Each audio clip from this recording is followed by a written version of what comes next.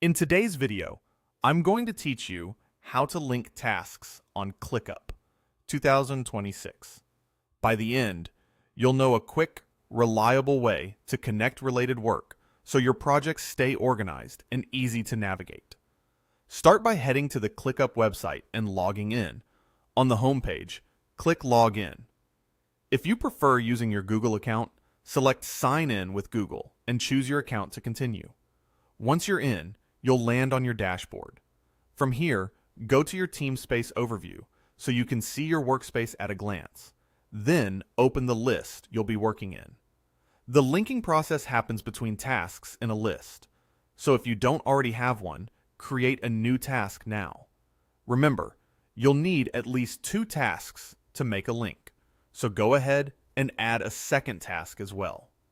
Once both tasks are in place, we're ready to connect them. Hover over the first task you want to link from.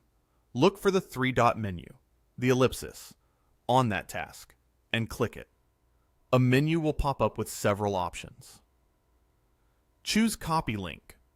That places the direct URL for this task on your clipboard, which is exactly what we'll use to create the connection. Next, open the second task by clicking on it to view its details. Inside the task, find the plus More option to reveal additional features.